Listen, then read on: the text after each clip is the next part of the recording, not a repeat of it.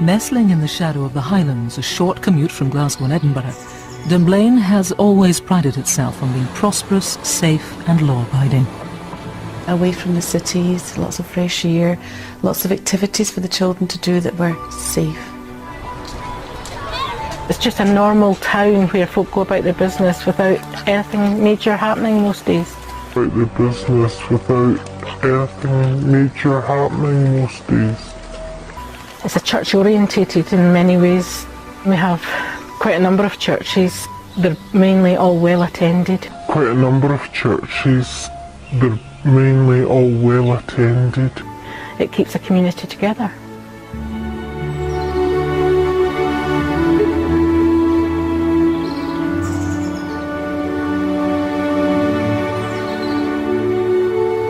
The town's main school, one of the largest in central Scotland, touches the lives of most of the community one way or another.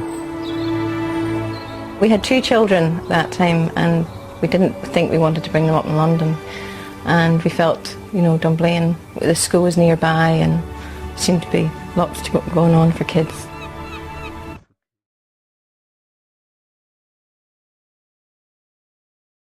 We needed a bigger house to live in, and Dunblane was a very convenient place for us to move to. We knew other families here and the schools had a good reputation. Who would have chosen a place like Dunblane for such a dreadful thing to happen? Nobody in their wildest dreams would have thought that anything like that would have happened in a place like Dunblane.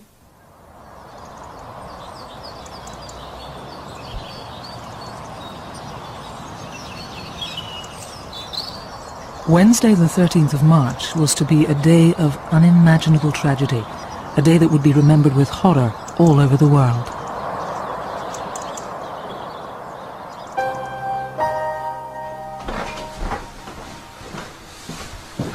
Eileen Harold taught PE at 9 schools in central Scotland. That day she was scheduled to work at Dunblane Primary, the school she'd chosen for her own 2 younger children. It's been very helpful that in the past 10 years there's not really been a morning like that morning, because it was snowing that morning in March. And it was a case of clearing the car before I got the children off to school, because I took them to school. And the 2 older boys were dropped at the high school, and Jennifer and Jack came with me to the primary school. One of them always carried my bag into the gym for me, and then off they went to their own classes.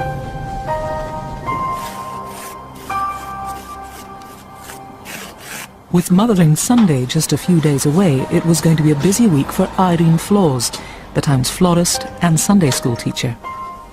With Mothering Sunday just a few days away, it was going to be a busy week for Irene Flaws, the town's florist and Sunday school teacher.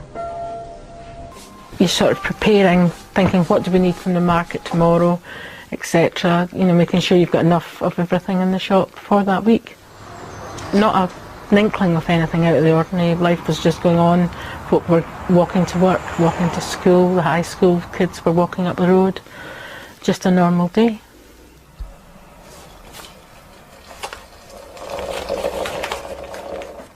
Since his wife Barbara had died of cancer 2 years earlier, Mick North had been bringing up their 5-year-old daughter alone. We would have woken up sometime between 7 and 7:30, got dressed.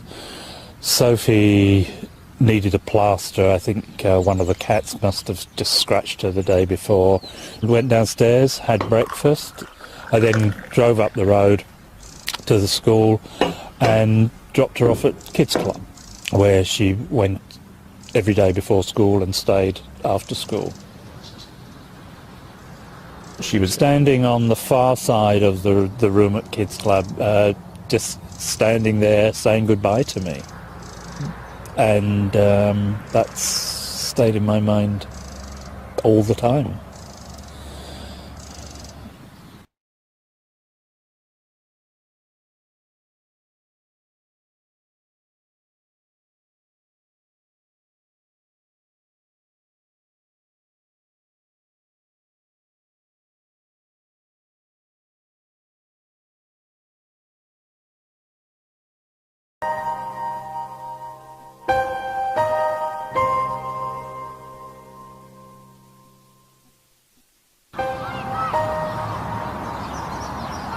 We had 3 children at the school. I had volunteered to help in the nursery, and March 13th was my second morning helping.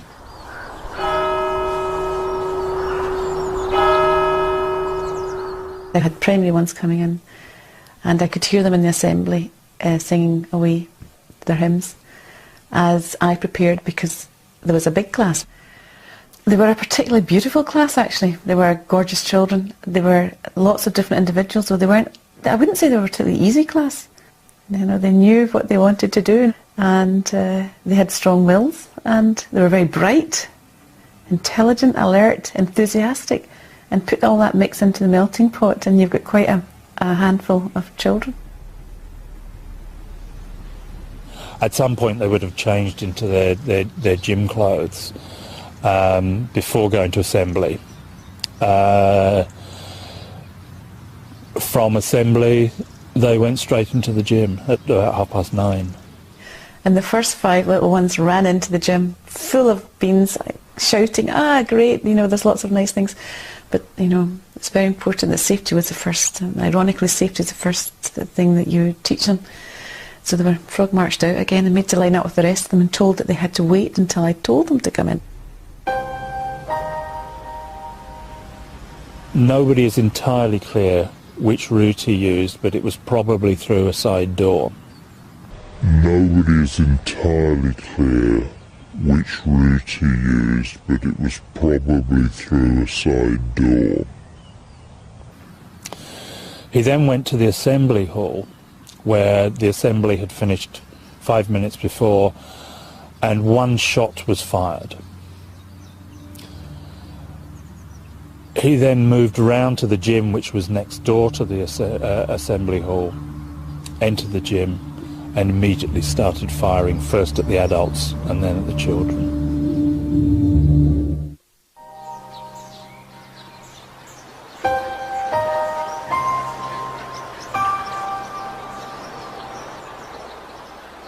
The 13th of March 1996.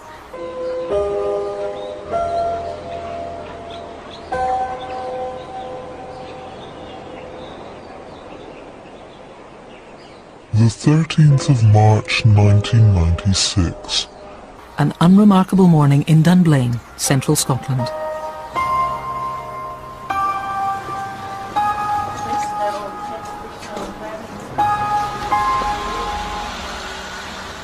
At Dunblane Primary, the first of the day's lessons was beginning. The large building with the windows and doors facing us was the assembly hall at the time, and that's where the primary 1, 2 and 3 assembly would have taken place. Just up from that, where there is now no building connected to it, was the gym at the time. It was a few minutes after 9:30. A class of excited 5- and 6-year-olds was starting a session in the gym. So we'd just started the warm-up, and that's when it happened. Literally, I would say about 5 minutes into the lesson. I was quite near the door, and he came through the door, a glass door, just banged the door right open, and from the moment he approached the adults first, and he walked towards me and started shooting. He was Thomas Hamilton, a discredited scout leader, harbouring a grudge against a town that no longer let him teach at its boys' clubs. My initial reaction was to put my arms up, which is what I did. That's why I was shot through the arms. From then on in, it was rapid fire shooting and killing instantly. Because after he turned from me, he turned to Gwen, who was sitting at a bench at the back of the gym, and then the other adult, who was a teacher helper, was also shot, and then he targeted the children at very close range. In the classroom closest to the gym, a group of 11-year-olds was settling down to a maths lesson. You hear bangs, basically. First of all, you're thinking, is this just somebody dropping something, or somebody playing around with things? But you couldn't believe at first that it would be a somebody shooting. You always had it in the back of your mind that it could be, but it's not the first thing that came to mind.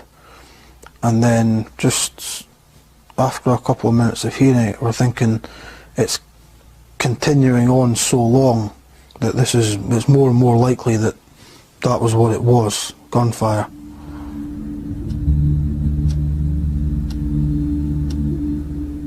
I knew that there was people dead. Yes, yes, oh yeah. Instantly. Oh yeah.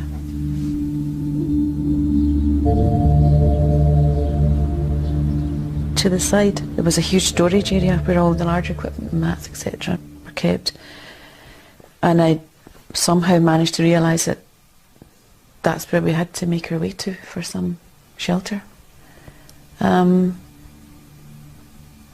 that's what some of us managed to do. A group of children, Mary and myself, and covered in the floor. Next, Hamilton turned his attention to the primary 7 class opposite. Our first reaction when he did come out of the fire exit was, I think it came naturally to us, just hit the ground because he's going to be shooting through the windows, get down on the floor. But it was the first thing the teacher said, go and get to ground. Hamilton fired 9 rounds through the classroom windows, missing Stephen and his classmates by just a few feet. When we were first shot at through the windows, you could hear obviously the glass, and there was glass all over the floor at that point. That was the main problem. I mean, okay, the bullets had come into the classroom, but there was so much more glass coming towards you. You were thinking, let's try to keep out the way of it and hide.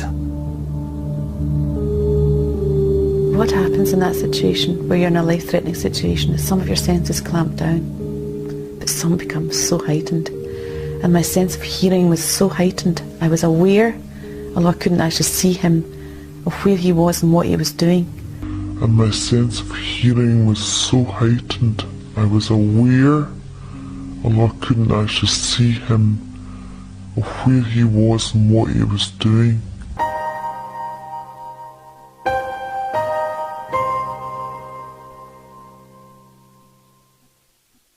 What happens in that situation, where you're in a life-threatening situation, is some of your senses clamp down, but some become so heightened.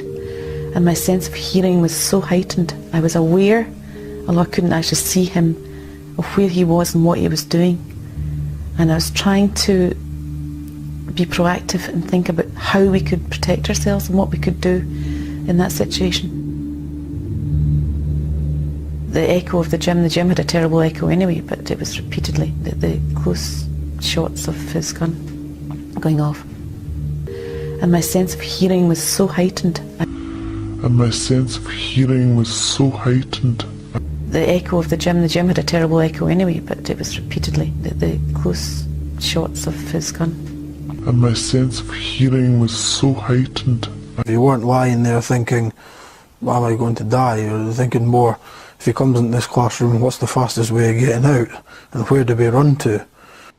You weren't lying there thinking, am I going to die? You were thinking more, if he comes into this classroom, what's the fastest way of getting out? And where do we run to?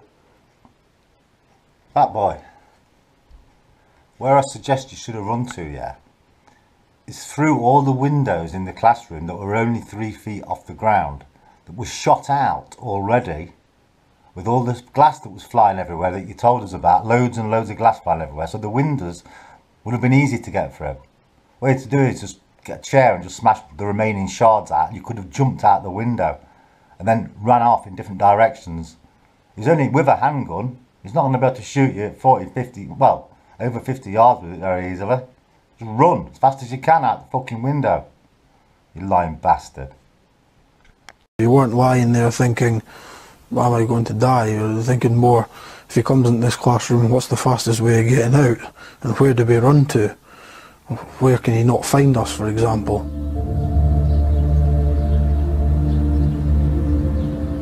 I just drove into the car park, and I don't know why, but I sensed something was wrong and I didn't know what it was. And there was another parent came up, and I remarked to her, there's something wrong, and she said, yeah, she didn't know what it was either. And as I went in, I opened up the nursery door.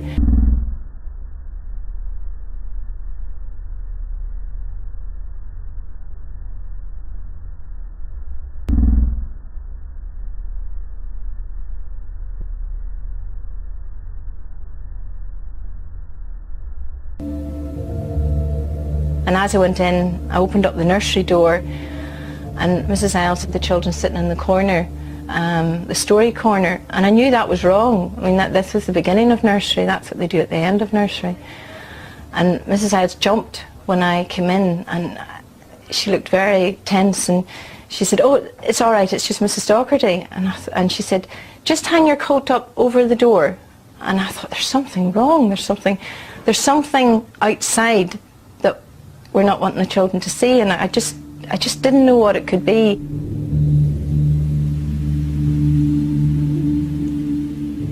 And there was one little boy who kept saying over and over again, what a bad man, he's a bad man, he's a bad man. And we want him to be quiet, don't make a sound. And eventually he was quiet and didn't move, lay down, was still.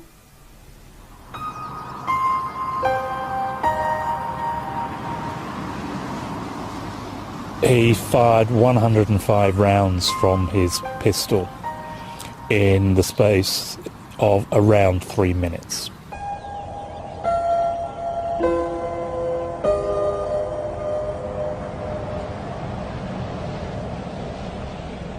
He fired 105 rounds from his pistol in the space of around 3 minutes.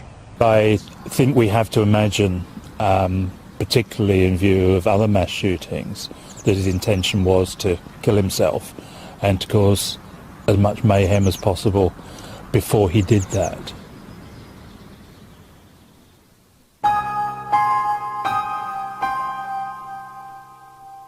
Gwen Mayer and 15 children lay dead on the floor of the gym. Another victim was to die on the way to hospital. 11 more children and 3 teachers were seriously wounded. One boy alone survived the massacre physically unharmed. One girl was absent.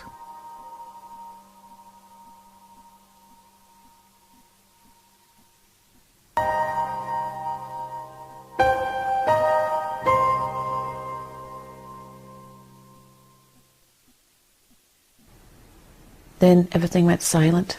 There was an eerie silence. He shot himself.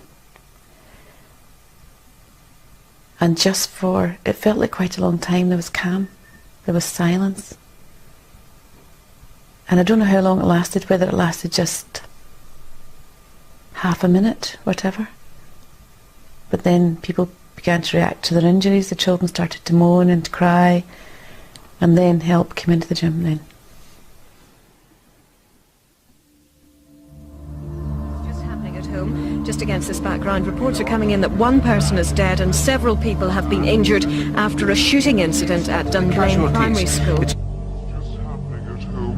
Just against this background, reports are coming in that one person is dead and several people have been injured after a shooting incident at Dunblane Primary School. Stood to the gunman, burst into the small primary school in the village. The murderer, who was armed with 4 handguns, then killed himself. All the children were under 6 years old. When the phone call came in and said that there had been a shooting at Dunblane Primary School, we didn't believe it at first, and then ran into the gym and we saw the devastation that was there. It was more or less taking a big deep breath, going into auto drive and carrying on what we had to do. It was the children lying on the floor, basically looked as if they were sleeping. And it's the 1 or 2 children that we were dealing with in the storeroom kept going back to this one wee boy. I don't know if that was my point of connection, but just kept going back to him to make sure he was okay, until such times as we could get an ambulance up to take him away.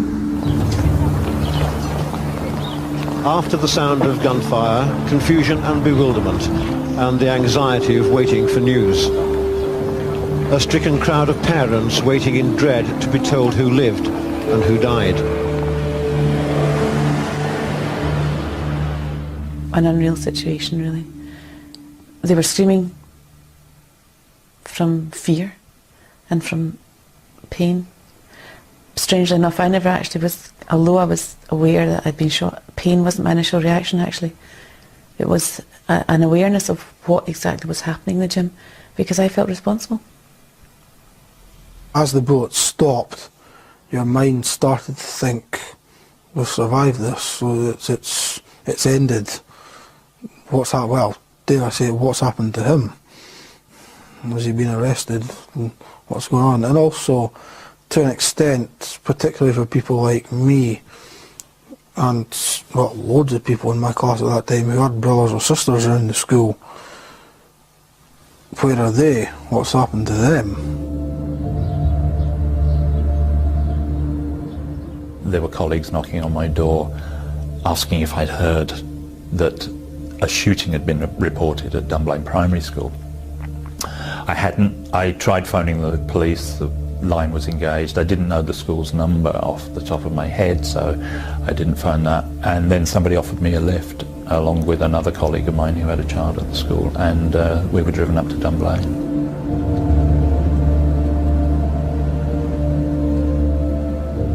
It was only when I arrived there, saw all the hundreds of people milling around in the street, there were roadblocks, they thought, well, this has to be something very serious. It was just awful. They just stood outside in the cold, hundreds of them, and with little information, just watching ambulances and police cars and journalists, and really not knowing, and rumours going around, and even, you know, even though maybe it was clear that it was one class, you know, people didn't feel they could be sure their children were safe until they actually saw them and held them.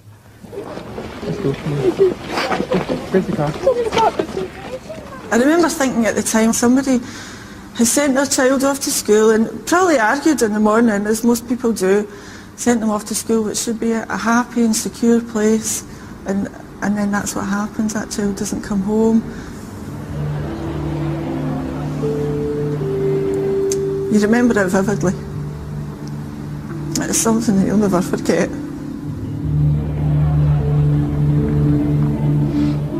And then step by step started learning more and started being drawn into what was happening more and more as I found out what class it was moved to a house where other parents with children in the class, including friends I knew were there.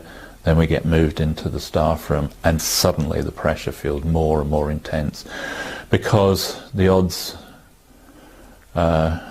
against it not being your child start drifting away, and you know that it's her class. Against it not being your child start drifting away, and you know that it's her class.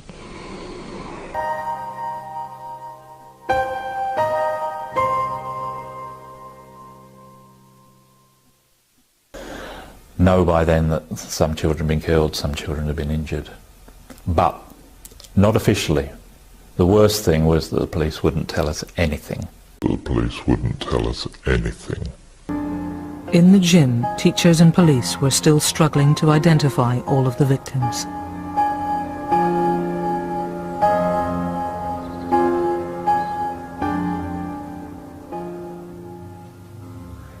I know there was one lady who was helping. She came up, and when I was in nursery, and she asked me if there were any blankets, and I went to pass her my coat, and she said afterwards, she said, Nora, when you did that, I thought, I can't take your coat, because she knew what would be happening to it. But I didn't know it, you know, I didn't know that. I just thought it was keeping a child warm.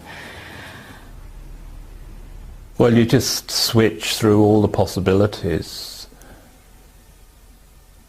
There's the hopeful one, that Sophie's somewhere, obviously traumatised, because we were quite aware then that this was not a minor incident, but hopefully unharmed otherwise.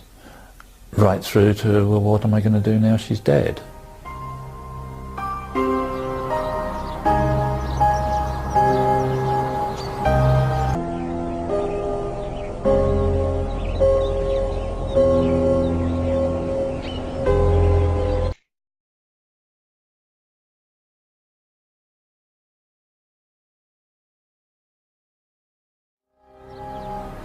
I was there for over 2 hours. A team of 3 people called me out with a friend of mine who had stayed with me, and they took me to a classroom, and that's where they told me that Sophie was one of the children who had been killed. And that's where, for the first time, I heard that it was actually 16 children had been killed.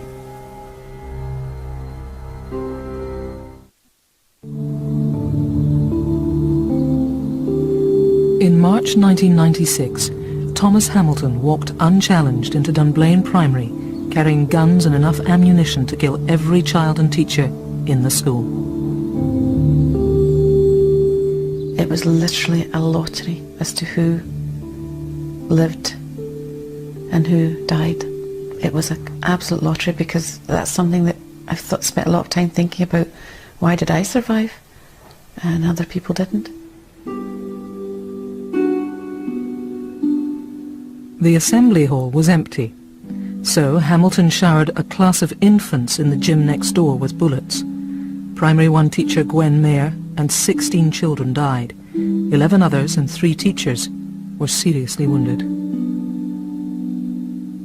It was literally a lottery as to who lived and who died. It was an absolute lottery, because that's something that I've spent a lot of time thinking about.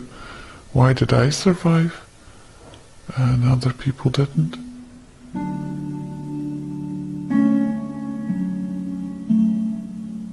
The assembly hall was empty, so Hamilton showered a class of infants in the gym next door with bullets. Primary 1 teacher Gwen Mayer and 16 children died. 11 others and 3 teachers were seriously wounded. I felt relief that not all the children had died, because that could easily have happened, and that all of them who survived the first few hours pulled through. It didn't matter who you were, where you lived. It just didn't make any difference. On March 13th, we were levelled. Why Dunblane? Why did it happen here? You know, you can imagine it happening in a big city, but not in a place like Dunblane. Why Dunblane? Why did it happen here? You know, you can imagine it happening in a big city, but not in a place like Dunblane.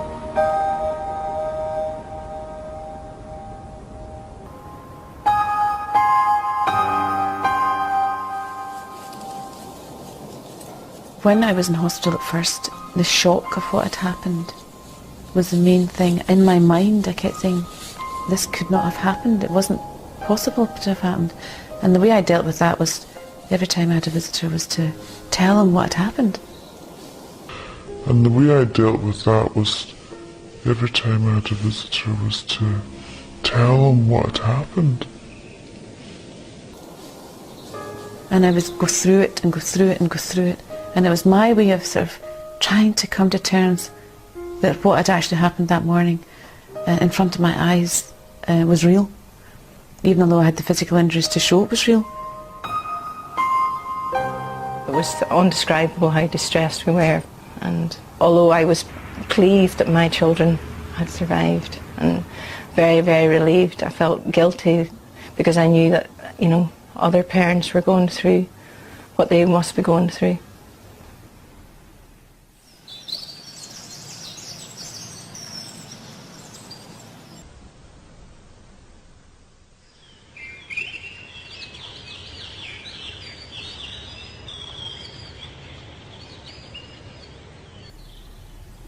Mick North was still coming to terms with the death of his wife from cancer when their only daughter, 5-year-old Sophie, was killed in the gym.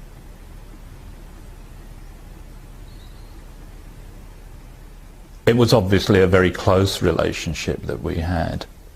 She liked drawing, she liked watching videos, she liked going to parties and playing in the ball pool and various things like that.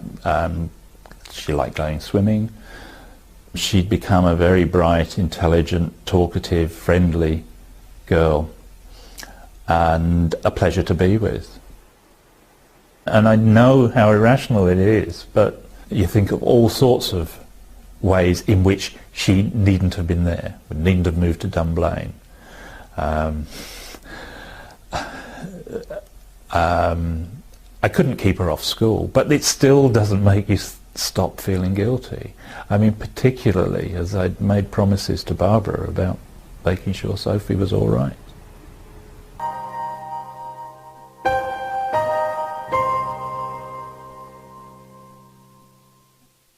Deep in shock, this small community became the focus of worldwide attention and overwhelming grief. I never thought of picking up the phone and someone in New Zealand saying, will you put flowers at the school, someone from New York. The messages were terrible to write. There was poems, there was just simple lines, there was obviously folk who'd thought hard and long about it. I still got a lot of the messages to this day. I have a folder with all this stuff in it and I can't bear to throw it out. But I don't open it up. I don't, it's there, but I don't look at it now. I didn't see the flowers until the day of Sophie's funeral. And I went back to the house where other people who'd been to the funeral had congregated.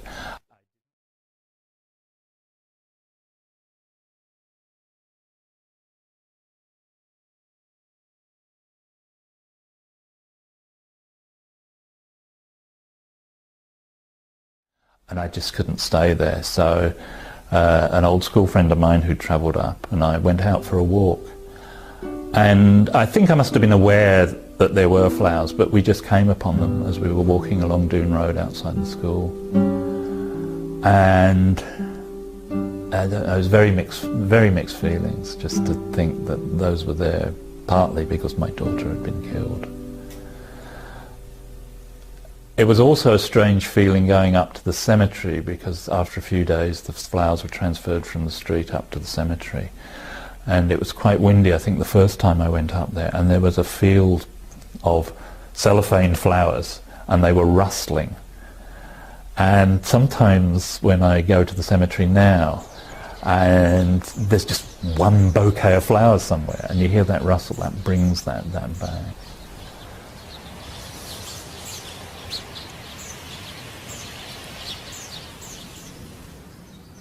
They were gifts to children who were no longer there to enjoy the gifts. You know, teddy bears should be given to children to play with. And sometimes when I go to the cemetery now, and there's just one bouquet of flowers somewhere, and you hear that rustle, that brings that back.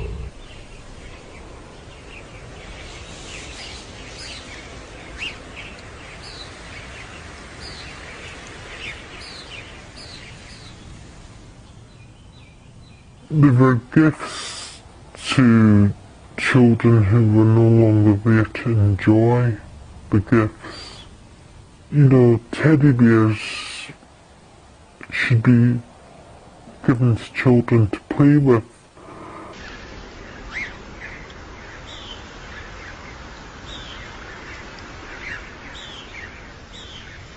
Not leading their memory outside a school that they've went to school with.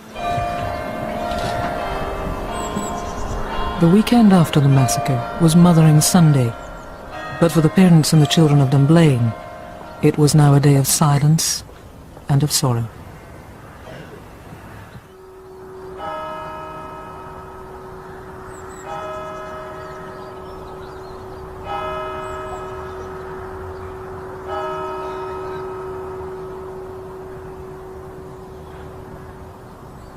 The weekend after the massacre was Mothering Sunday, but for the parents and the children of Dunblane, it was now a day of silence and of sorrow.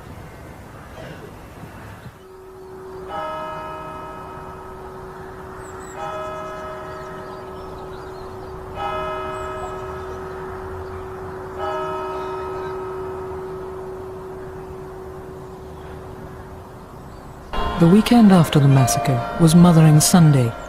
The weekend after the massacre was Mothering Sunday. It was hard going back into the Sunday school afterwards because there was missing children, and to go into the cupboard and find things that they had done. They had been getting ready for Mother's Day. We do celebrate it by doing things at the Sunday school, and you went back and the stuff was in the cupboard because it never got there.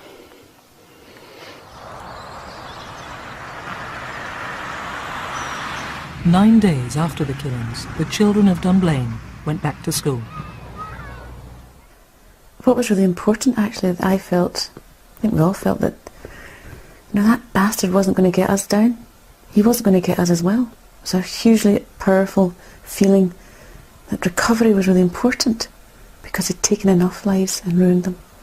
He wasn't going to take ours as well. At the start of the day that you went back, it was in your mind, could it happen again?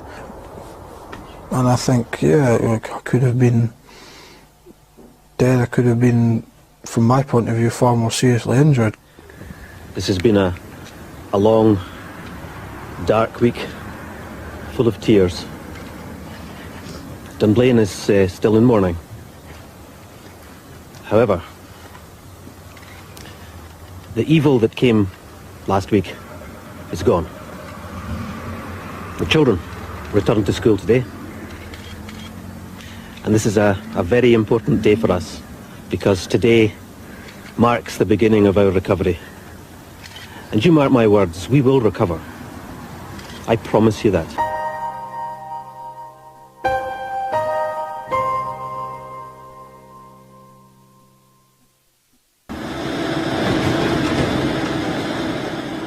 A first step in that long and difficult process was the demolition of the gym where Hamilton had committed his murders.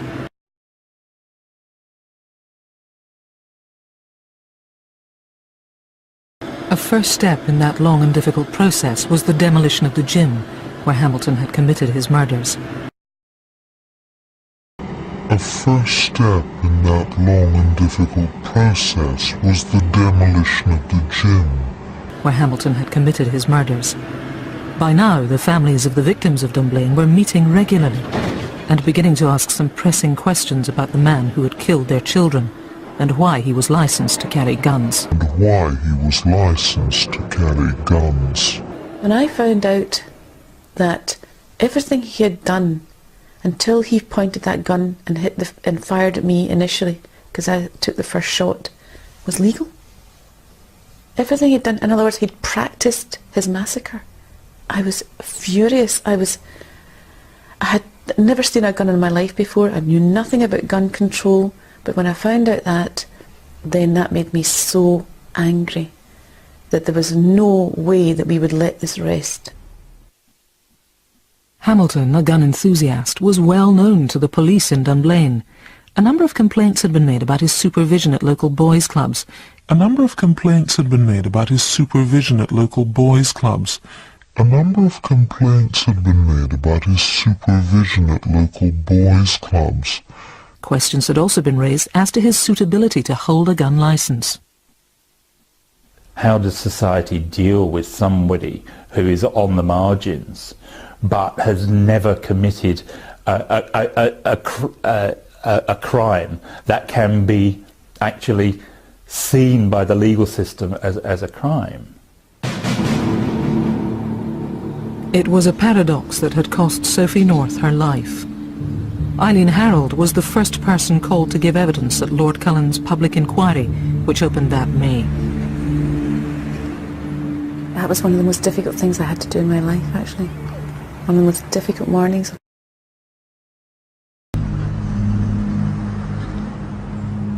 That was one of the most difficult things I had to do in my life, actually.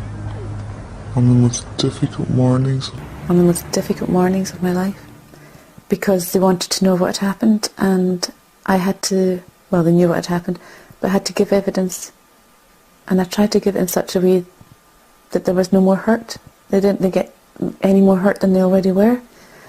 And it was a very difficult morning. At the time, I was probably glad that it was going to happen sooner than later. I have changed my mind on that. I think it happened far too quickly. We didn't have time to appreciate the evidence that was going to be presented. Appreciate the evidence that was going to be presented. And it was done at a time when we were all extremely raw.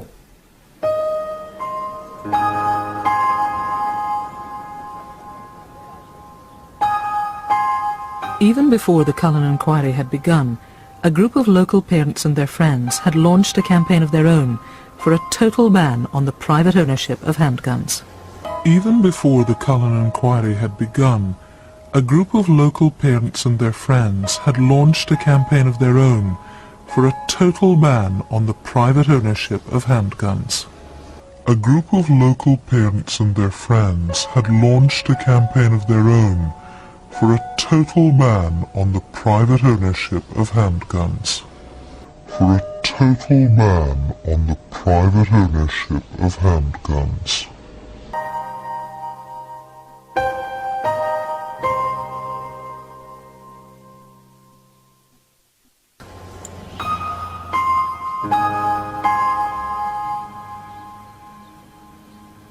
The Snowdrop campaign, of course, was named after the only flower out that morning. That time in March was the snowdrop, and it's such a delicate flower. It was a perfect name for this campaign, symbolic of the children, you know, fragile, helpless.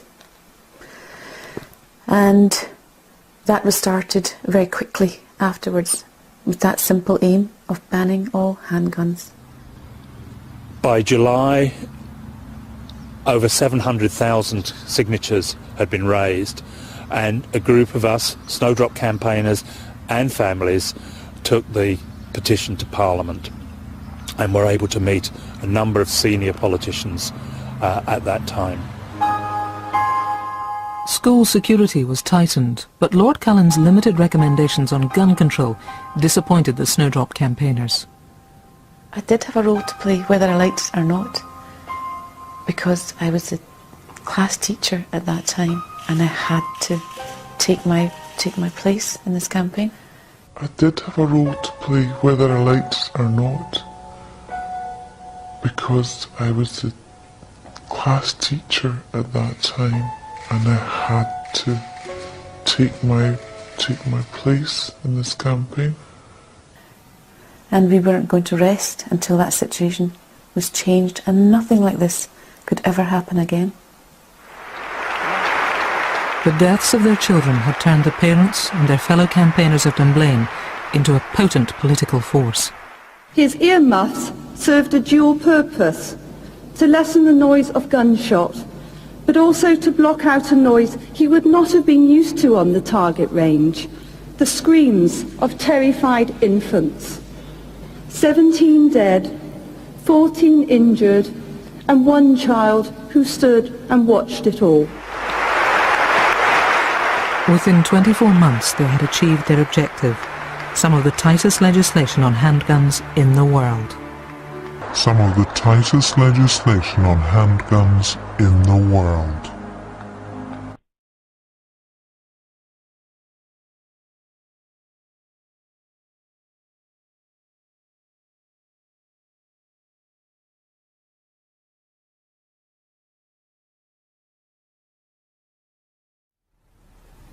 What she would have been like is intriguing, and I don't often ask myself that question. The memories of her at age 5 are still so fresh in my mind that they would rather obscure the guessing game of what she would be age 15.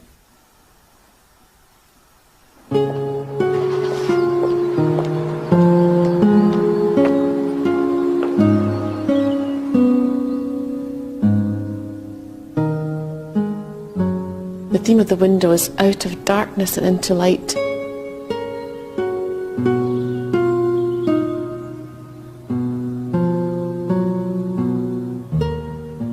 The children are represented by little doves, and each dove has a flower in its mouth, and each flower represents the child.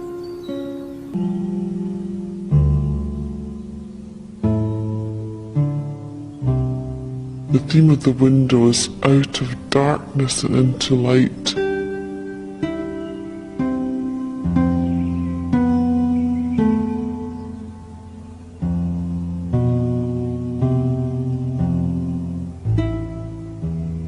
The children are represented by little doves, and each dove has a flower in its mouth, and each flower represents the child.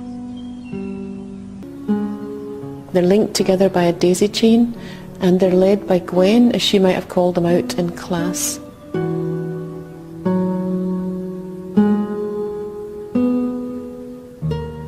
The snowflakes are symbols of the children and the teachers who were injured in the gym. And as they fall to the ground, the symbol of the tragedy, which is the snowdrop, begins to grow. And that represents the injured as they get stronger year on year, both physically and emotionally.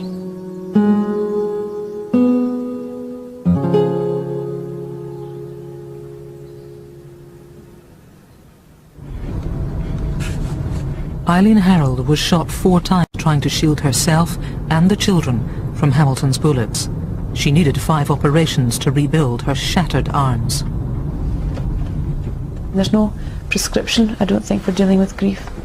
Everybody dealt with it in their own way, and I think as a community actually that people have moved forward, and that's with great respect to what has happened and remembering the children, obviously, but it's a very positive thing to move on, and it's a very healthy thing to do. It would not be good to remain in the past.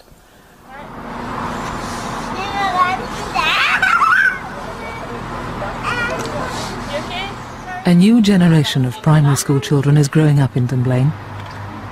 The town is moving on, but will never forget.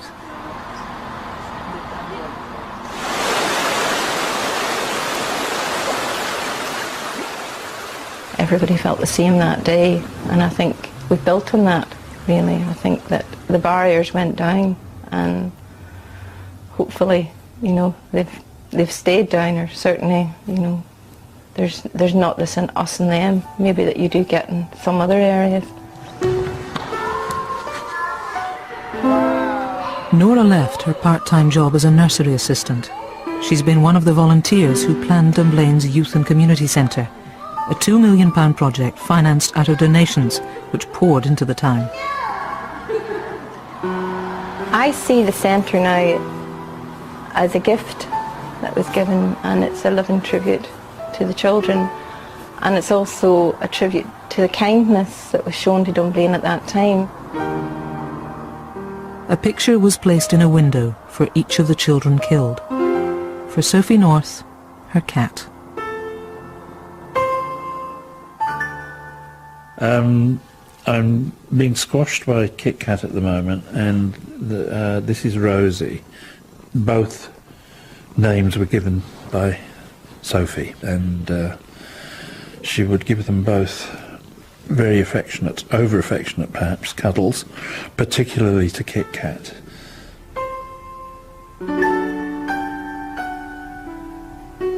It is important that the children of Dunblane do have suitable facilities for activities, and at the moment it will be many of Sophie's contemporaries who will be getting the benefits from their centre, and I think that is appropriate.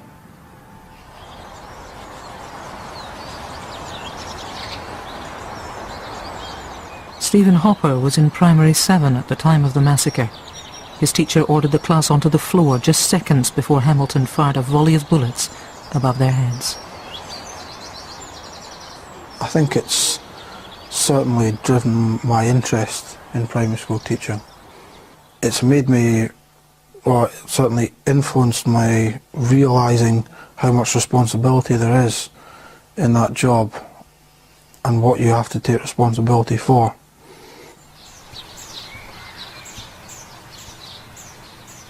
After Sophie's murder, Mick North decided to give up his career as a university lecturer. He went on to campaign for tighter gun controls.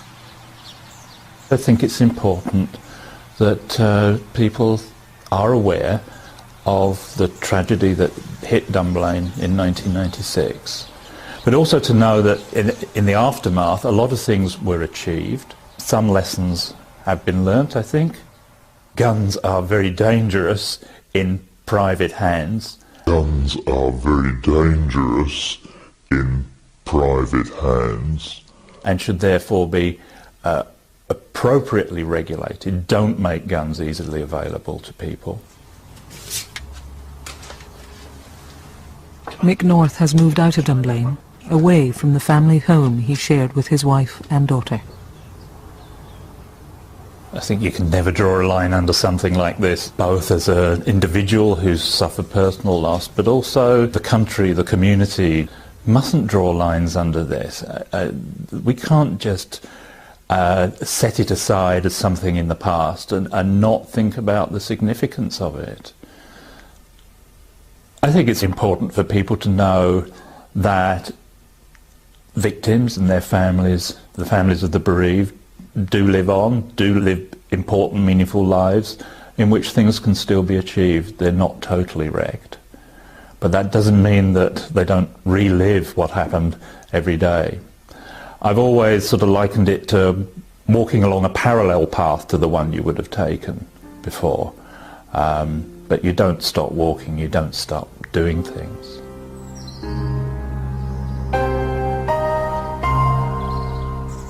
In the memorial garden, the children's graves are arranged in 2 neat rows. A silent classroom.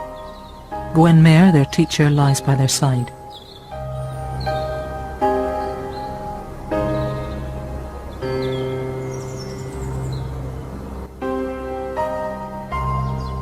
I don't feel bitter. Actually, I've always just felt, having had a huge roller coaster of emotions, from anger to questioning, why did I survive? Why did I survive? But overwhelmingly, it's just an aching sadness for the loss of such beautiful children.